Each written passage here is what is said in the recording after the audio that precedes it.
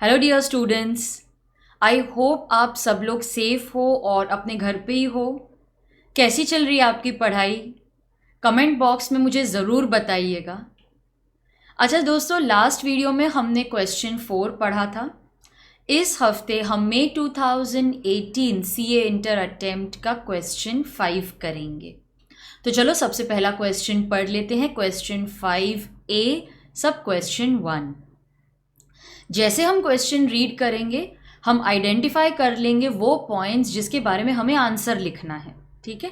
Harsh purchase 1000 shares of Singhania Limited from Pratik and sent those shares to the company for transfer in his name। तो transfer का question है, public company है, वो भी हमें काम में आएगा। टाइप ऑफ कंपनी कौन सी है, ट्रांसफर पब्लिक कंपनी में हो रहा है या प्राइवेट कंपनी में हो रहा है। तो ये हमारा सबसे पहला पॉइंट है जो हमने आइडेंटिफाई किया है। The company neither transfer the shares nor sent a notice of refusal. तो कंपनी ने ना तो शेयर्स ट्रांसफर किए ना ही नोटिस भेजा। ठीक है, आप हमारे शेयर्स ट्रांसफर करने से मना कर रहे हो, एटलीस्ट हमें इन्फॉर्म तो करो। नोटिस भी नहीं भेजा। Within the stipulated time. अच्छा, तो यहाँ पर हमें टाइम पे भी ध्यान देना है कि क्या टाइम लिमिट है, कितने टाइम में उनका नोटिस आना चाहिए। देखो क्वेश्चन भी वही पूछ रहा है, what is the time frame in which the company is suppose to reply to the transferee. तो ये पूछा है, इसका मतलब है कि इसके बारे में हमें आंसर में जरूर मेंशन करना पड़ेगा। फिर क्या पूछा है, does Harsh the transferee have any remedies. तो इसका मतलब है कि जो चौथा पॉइंट है हमें लिखना है, that is remedies for not sending intimation. Students 4 marks का क्वेश्चन है, 4 पॉइंट्स हमने क्वेश्चन पढ़ते पढ़ते ही आइडेंटिफाई कर लिए। जब आप आंसर लिखने जाओगे अब आपको क्लैरिटी होगी कि आपको किन पॉइंट्स पे आंसर फ्रेम करना है। अच्छा, उस पे जाने से पहले थ्योरी देख लेते हैं। Students, the provisions of notice of refusal and remedy against refusal are discussed under section 58. It's an important section for exam. Now in this section there are provisions relating to refusal of transfer in case of private company and refusal in case of public company. Since the question is for public company, let us revise the provisions of a public company. See, in case of private company, the articles may authorize the directors to refuse the transfer. But in case the directors refuse, they should at least inform the members. Now, transfers are to be registered within 30 days. Let us discuss the provisions relating to refusal in case of a public company. Provisions are very similar. In case of public company, question public company का है तो हम public company के point of view से ही discuss करेंगे। In case of public company refuses to register the transfer of securities within a period of 30 days. So what is the time limit within which the transfer should be registered? 30 days. तो जैसे ही company के पास instrument of transfer आ जाता है, it is nothing but a transfer form. तो जैसे ही company के पास instrument of transfer आ जाता है, 30 डेज के अंदर अंदर, with in 30 days it must register the transfer and issue the share certificate. Students, if the company is refusing transfer, अगर company ये 30 डेज में ट्रांसफर नहीं कर रही है, at least inform the transferor and transferee कि ये रीज़न है जिसकी वजह से हम ट्रांसफ़र नहीं कर रहे। अब सोचने वाली बात यह है कि पब्लिक कंपनी के शेयर्स तो इजीली ट्रांसफरेबल हैं, तो क्या रीज़न है कि हमारे शेयर्स ट्रांसफ़र नहीं कर रहे? At least inform the transferor and transferee. But if the company fails to inform, then the transferee may appeal to the tribunal कि देखो हमारा ट्रांसफ़र अगर आपको रजिस्टर नहीं करना है, एग्जीक्यूट नहीं करना है, एटलीस्ट हमें इन्फॉर्म तो करो। अगर कंपनी नहीं करती है तो हम सीधा अपील करेंगे टू द ट्राइब्यूनल। स्टूडेंट्स, एक और बात नोट करना कि ये जो भी प्रोसीजर हम पढ़ रहे हैं ये सिर्फ उन्हीं शेयर्स के लिए अप्लाई करेंगे जो फिजिकल फॉर्म में है। डीमैट में तो ये प्रोसीजर्स की ज़रूरत ही नहीं है। अच्छा चलो देख लेते हैं कि रिफ्यूज़ल है तो फिर हम कितने टाइम में अपील कर सकते हैं। In case the company refuses to register the transfer, और हमें नोटिस भी दिया है, तो जैसे ही 60 डेज़ के अंदर अंदर कंपनी में make an appeal to the tribunal. ठीक है, तो हमें रिफ्यूज़ल के बारे में पता है, तो 60 डेज़ ऑफ रिफ्यूज़ल, जैसे ही मुझे पता लग गया कि रिफ्यूज़ हो गया है, नोटिस आ गया मेरे पास, 60 डेज़ के अंदर अंदर हम अपील कर सकते हैं कि भाई ये रीज़न नहीं है रिफ्यूज़ल का, क्यों रिफ्यूज़ किया है, ये वैलिड नहीं लग रहा है हमें। लेकिन अगर we don't receive any intimation of refusal, company हमें रिफ्यूज़ल के बारे में बताती नहीं, नोटिस भी नहीं देती, हम तो वेट कर रहे थे, 30 डेज़ तक हम वेट कर रहे थे, अब इंटीमेशन आएगा, अब आएगा, लेकिन कुछ भी नहीं आया, तो फिर हमें 90 डेज़ का टाइम मिलता है from the date the instrument was delivered to the company.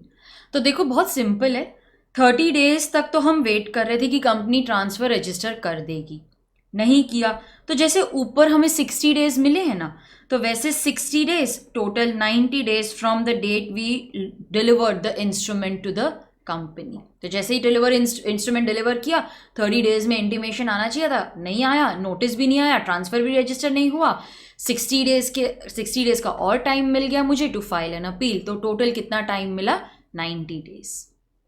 अच्छा चलो ठीक है, अब हमने ट्राइब्यूनल के पास अपील तो कर दिया है, तो ट्राइब्यूनल के पास क्या पावर है, what are the powers available with the tribunal.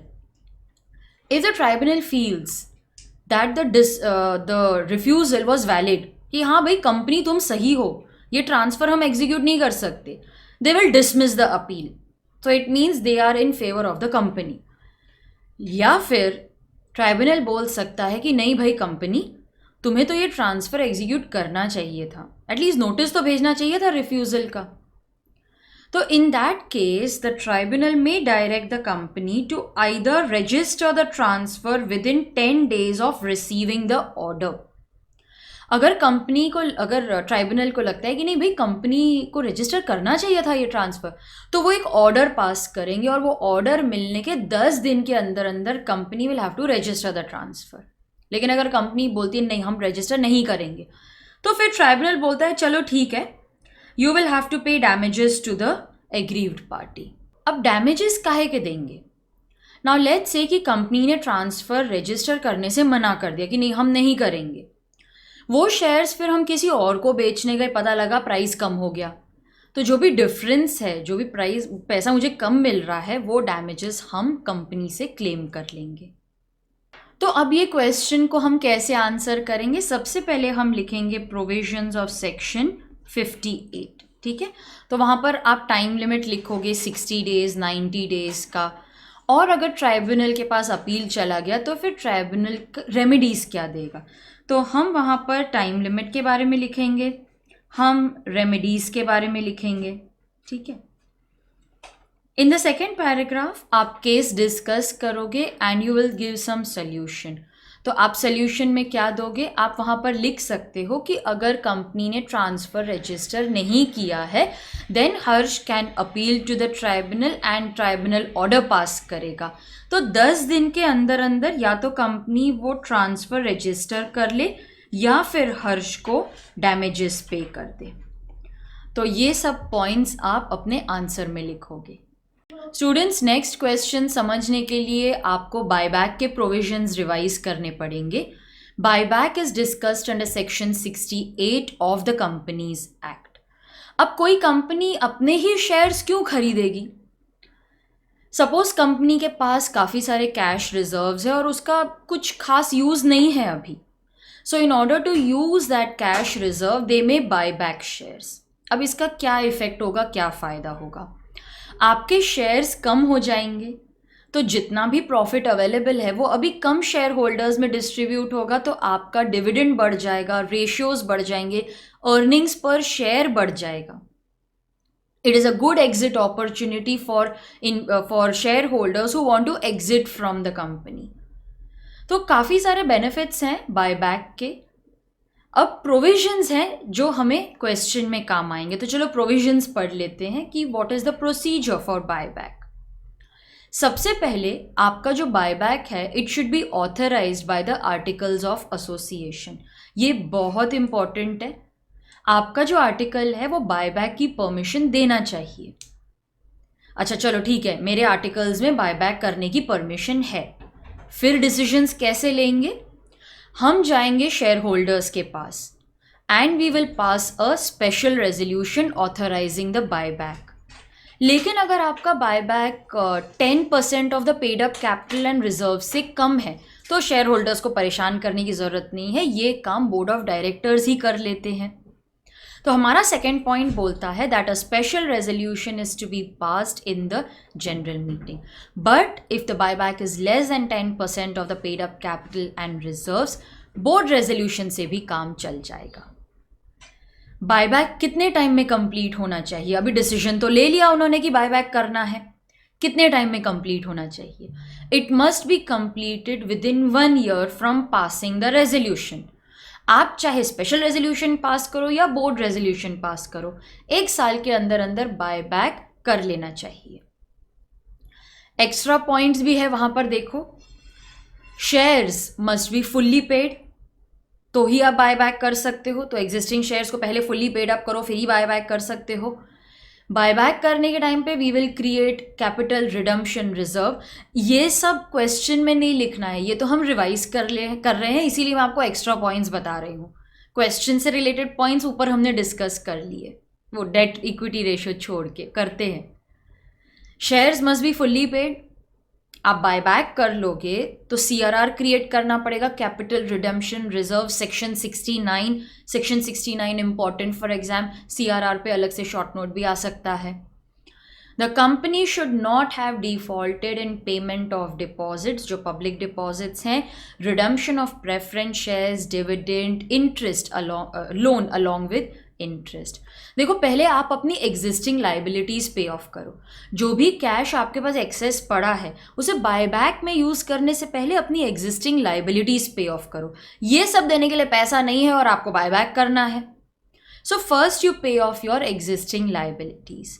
आपको एक और चीज का ध्यान रखना है कि बायबैक करने के बाद, देखो मैंने आफ्टर वर्ड हाईलाइट किया है, बायबैक करने के बाद का जो आपका डेट टू इक्विटी रेशियो है, डेट मतलब सिक्योर्ड प्लस अनसिक्योर्ड, इक्विटी में क्या आएगा? Paid up capital and reserves. ये जो डेट इक्विटी रेशियो है, इट मस्ट नॉट एक्सीड 2:1। इसका क्या मतलब होगा? इसका मतलब है कि जो आपका डेट है ना, it should not be more then 2 times, या फिर it should not be more then twice the equity. ठीक है, तो ये चीज़ आपको ध्यान रखनी है। चलो अभी क्वेश्चन क्या आया था वो देख लेते हैं। 3 marks का क्वेश्चन है, ज़्यादा लिखने की ज़रूरत नहीं है। Paper completion is also very important. तो जितना पूछा गया है बस उतनी ही थ्योरी आप लिख के आओगे। बायबैक वैसे एक बहुत ही बड़ा सेक्शन है, काफ़ी कुछ लिख सकते हो, लेकिन बायबैक पे लॉन्ग क्वेश्चन नहीं आया है, सिर्फ 3 marks का है, तो कंटेंट पे ध्यान देना।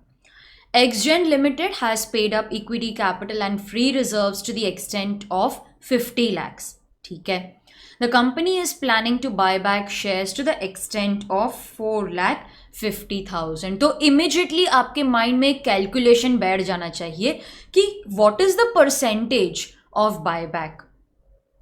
तो 4,50,000 का बायबैक करने वाले हैं out of 50 lakhs, so it is less than 10%।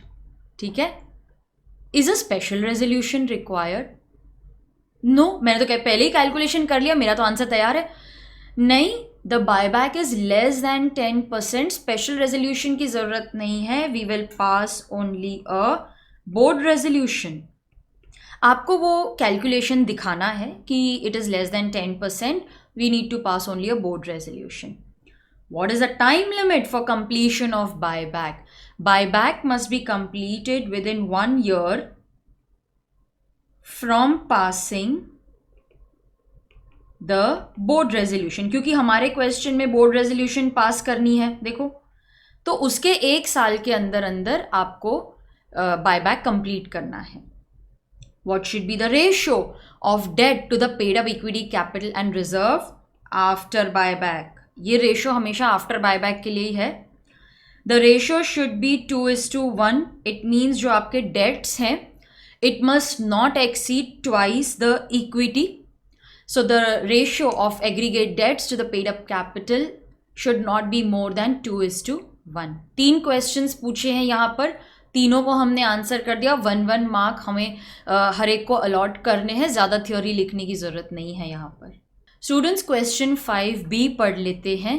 5 marks का क्वेश्चन है, तो इसमें हमें अच्छी खासी थ्योरी लिखनी है। Messrs Techno Limited maintains register of members at its registered office in Mumbai. So currently where are they maintaining the register? In Mumbai. But a group of members reside in Kolkata. तो ये register of members कहाँ पर रखना चाहिए उसके ऊपर question होगा। ठीक है, तो register of members की बात हो रही है, प्लेसेस भी मेंशन किए हैं, तो इसमें ज़रूर place of keeping the register का क्वेश्चन है ये।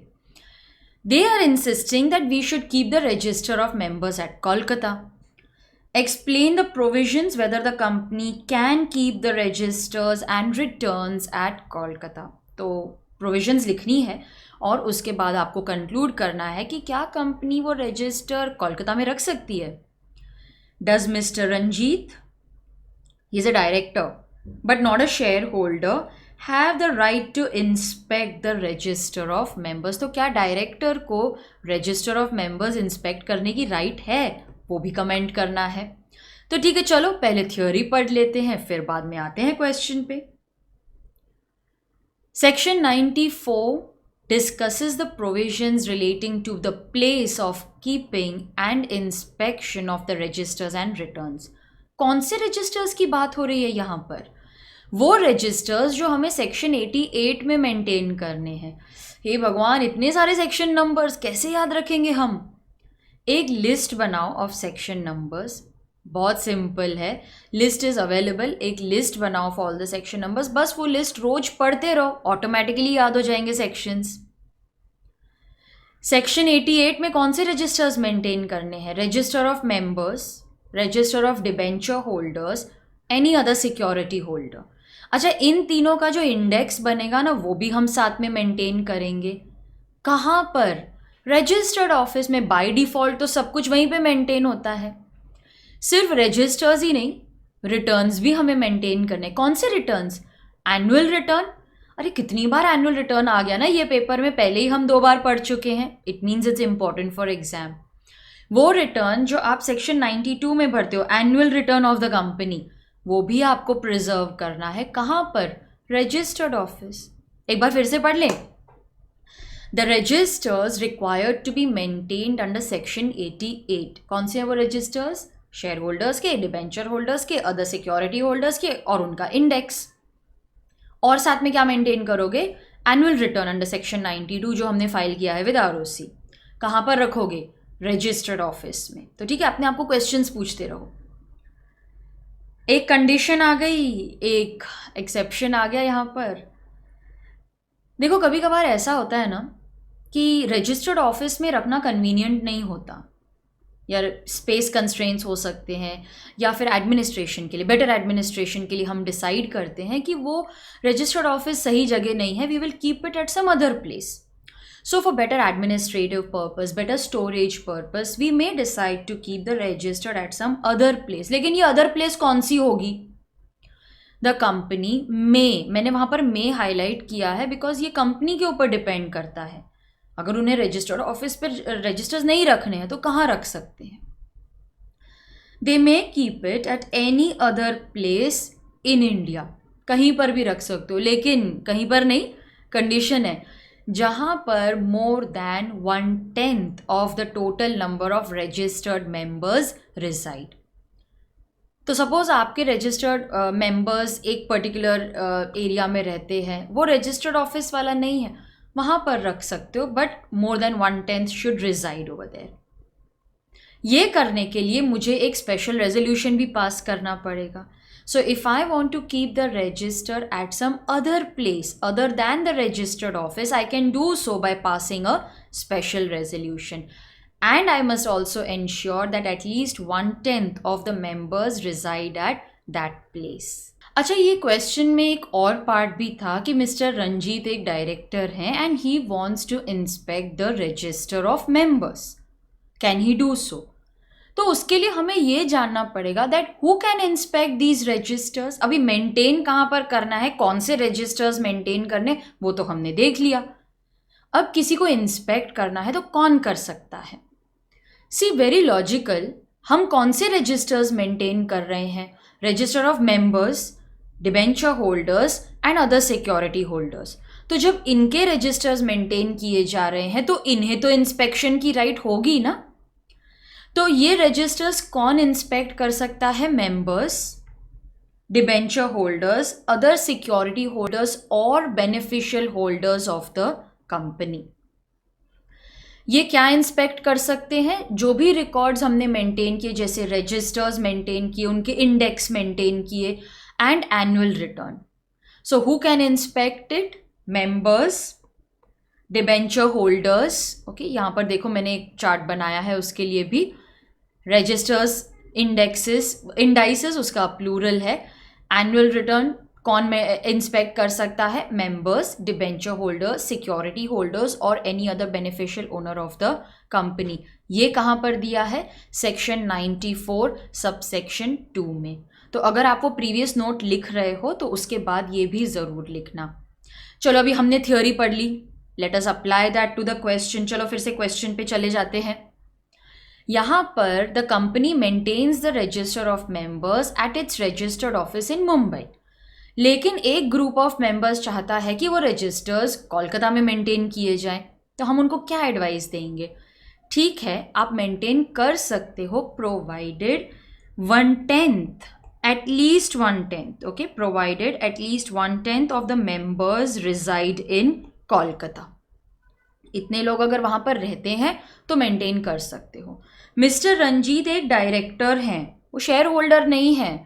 Can he inspect the register of members? हमने क्या पढ़ा था? Members, debenture holders, other security holders and beneficial owners, यही सब इंस्पेक्शन कर सकते हैं ना। डायरेक्टर इंस्पेक्ट नहीं कर सकता रजिस्टर ऑफ मेंबर्स। तो इसके लिए आप क्या लिखोगे? Mister Ranjit is a director, he is not a shareholder and the registers can be inspected only by members, debenture holders, security holders. मेरे साथ बोलते रहो, बोलोगे ना याद हो जाएगा, बार बार रिपीट करते रहो। Members, debenture holders, security holders, beneficial owners.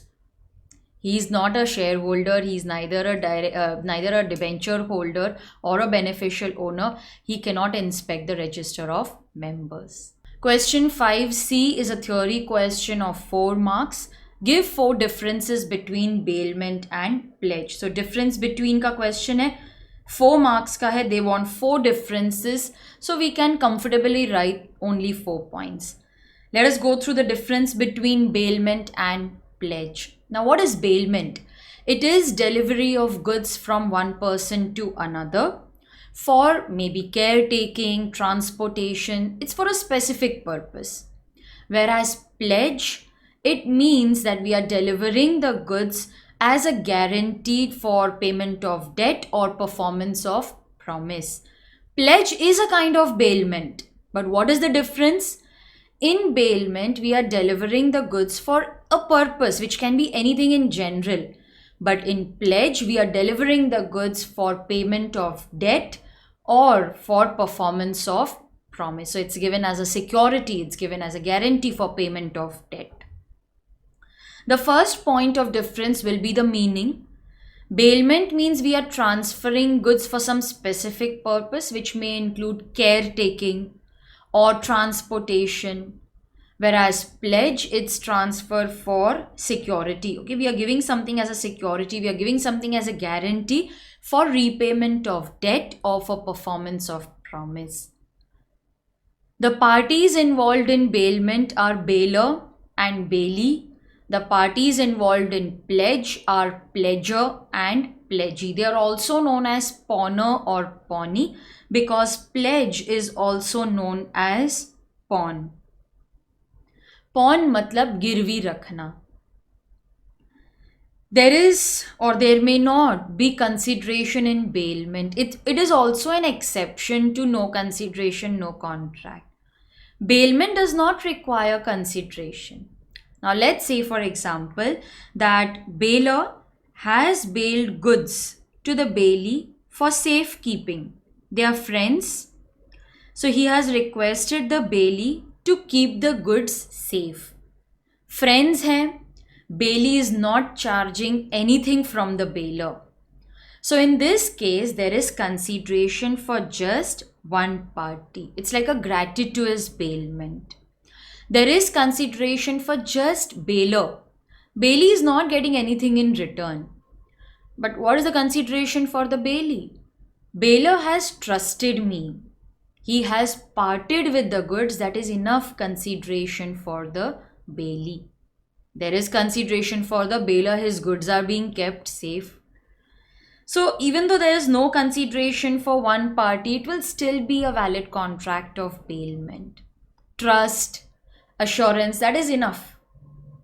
But for pledge, we need consideration. It is always required. Somebody is giving me loan and I am giving something as security. So there is consideration. The next point is that the bailee cannot sell the goods. He is not the owner and under no circumstance he can sell the goods. He can retain the goods. Okay. He cannot sell the goods for non-payment of charges. He can, however, exercise lien. But the pledgee, he can sell the goods if the pledger fails to redeem the debt. So if the pledger fails to pay the money, he can sell the goods and recover the money. Bailee may under certain circumstances sell the goods, like if they are perishable or if we are talking about finder, he has the right. But under most circumstances, bailee does not have the right to sell the goods for non-payment of charges. But he can exercise particular lien. He can sometimes use the goods if they are provided by the terms of bailment. But pledgee cannot use the goods. He can't consider the goods as his own. He has to keep them till the money is paid by the pledger. If the pledger fails, he'll sell the goods and recover the money. Next question के लिए आपको को sureties की knowledge लगेगी, तो चलो वो revise कर लेते हैं. लेकिन को श्योरिटीज़ तक जाने से पहले हम कॉन्ट्रैक्ट ऑफ गारंटी थोड़ा रिवाइज करेंगे. Now what is a contract of guarantee? It's a tripartite agreement. Tripartite मतलब it is an agreement between three parties. 3 agreements होंगे 3 parties के बीच में. Parties कौन सी हैं? Creditor, debtor and surety. Surety कौन है? जो गारंटी देता है. The one who gives guarantee is known as surety. The person to whom the guarantee is given is known as the creditor. And the person on whose behalf the guarantee is given is known as the principal debtor. तो जो guarantee देता है वो surety, जिसे guarantee दी जाती है वो creditor, और जिसके लिए हम गारंटी देते हैं वो प्रिंसिपल डेटर. तो यहाँ पर क्या होगा? क्रेडिटर सबसे पहले डेटर के पास जाएगा. अगर डेटर पैसे नहीं देता तो फिर क्रेडिटर श्योरिटी से रिकवरी करेगा. श्योरिटी गारंटी देता है, अरे क्रेडिटर डोंट वरी, अगर डेटर पैसे नहीं देगा तो मैं दे दूंगा. तो इन दैट केस अगर डेटर डिफॉल्ट कर जाता है, वो पैसे नहीं देता, creditor can recover it from the surety. अब मेरे एग्जाम्पल में तो मैंने एक ही श्योरिटी लिया है, पर कभी कभार डेट बहुत ज़्यादा होता है, अमाउंट बहुत ज़्यादा होता है और एक ही श्योरिटी उतनी लायबिलिटी लेने के लिए तैयार नहीं होता. सपोज यहाँ पर अगर 1 करोड़ का ट्रांजैक्शन है, तो डेटर अगर डिफॉल्ट कर जाता है, श्योरिटी को 1 करोड़ देना पड़ेगा. ऑफ कोर्स वो बाद में रिकवर कर लेगा डेटर से, लेकिन पहले तो 1 करोड़ का अरेंजमेंट करना पड़ेगा ना. तुमने कॉन्ट्रैक्ट किया, तुमने गारंटी ली है, देना तो पड़ेगा. श्योरिटी सोचता है भाई 1 करोड़ तो मैं नहीं दे सकता हूं. In that case we may have more than 1 surety. These sureties are known as co-sureties. काफ़ी सारे श्योरिटीज़ हैं. एक से ज़्यादा अगर श्योरिटी होगा तो उन्हें बोलते हैं co-sureties. तो अगर डेटर डिफॉल्ट कर जाता है तो ये co-sureties उसकी लायबिलिटी बेयर करेंगे. कौन से रेशो में बेयर करेंगे? या तो एग्रीड रेशो में, और एग्रीड नहीं दिया है तो इक्वली. तो चलो हम प्रोविजंस पढ़ लेते हैं अब co-sureties के. अगर उन को श्योरिटीज़ के बीच में एग्रीमेंट है कि भाई हम ये रेशियो में लायबिलिटी शेयर करेंगे, अगर डेटर डिफॉल्ट कर जाता है, डेटर पैसे नहीं देता, तो ये रेशियो में हम वो लायबिलिटी शेयर करेंगे. that is given under section 147. If the debtor defaults, there is a contract between the co-sureties, they will bear the liability in the agreed ratio. लेकिन कॉन्ट्रैक्ट नहीं है तो लॉ इन सब sureties को equal मानता है, they will be liable equally. ये एक एक्स्ट्रा पॉइंट है. मान लो कि कोई श्योरिटी अपने शेयर से ज़्यादा पे कर देता है. लाइक से उसका शेयर था 1 लाख का, दूसरा को श्योरिटी केपेबल नहीं था, वो नहीं पे कर पा रहा था. अब डेट तो सेटिस्फाई करनी है ना, वी आर ऑल लायबल, तो हम थोड़ा ज़्यादा दे देते हैं, अपने शेयर से ज़्यादा दे देते हैं. लेट्स से हम 1.5 लाख दे देते हैं, 50,000 किसी और श्योरिटी का भी देते हैं. आपने ज़्यादा दिया है, टेंशन मत लो, बाद में जाके आप श्योरिटी से वो अमाउंट रिकवर कर सकते हो. सो दिस इज अबाउट को श्योरिटीज. लेट अस सी कि इन ये कॉन्सेप्ट्स अभी क्वेश्चन में कैसे अप्लाई करने हैं.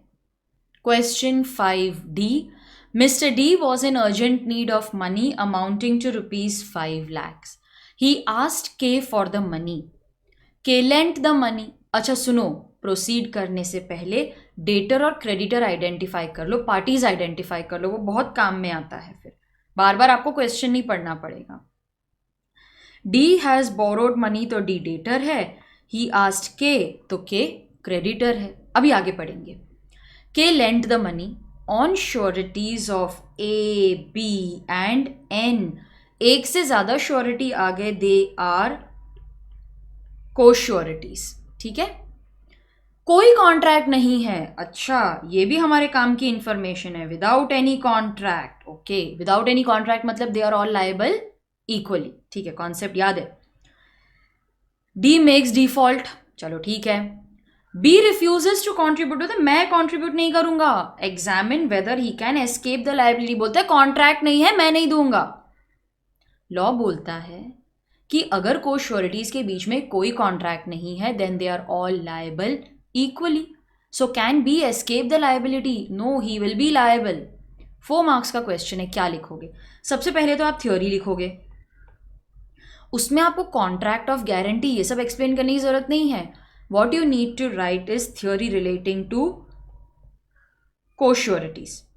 उसमें आप मेंशन करोगे provisions of section 146 and section 147. तो अगर कोई कॉन्ट्रैक्ट नहीं है, दे आर लायबल इक्वली. अगर कॉन्ट्रैक्ट है, they are liable in the agreed ratio. आप को-श्योरिटीज एक्सप्लेन भी कर सकते हो, that when more than one person acts as a surety, they are known as co-sureties. They are jointly and severally liable. अगर suppose एक surety ने अपने share से ज़्यादा पे कर दिया है, तो फिर बाद में जाके वो दूसरे को-श्योरिटीज से जिसके लिए उसने पे किया है, उससे रिकवरी कर सकता है. ये हो गई हमारी थ्योरी. फिर जो सेकेंड पैराग्राफ है, ये तो मेरा हो गया फर्स्ट पैराग्राफ. फिर जो सेकेंड पैराग्राफ है उसमें हम केस डिस्कस करेंगे. सो डिस्कस द केस. जैसे यहाँ पर D borrowed money from K on sureties of A, B and N. There was no contract. The debtor defaulted. B, one of the sureties, failed to pay the money. बहुत ही briefly हम discuss करेंगे and we will arrive at the solution. That since the debtor has defaulted, co-sureties are liable. If there is no contract, all are liable equally. B cannot escape. He cannot refuse to contribute. और जो मेरा third paragraph आएगा उसमें हम conclusion लिखेंगे. क्या लिखोगे conclusion में? That yes, B is liable, he can not escape from liability.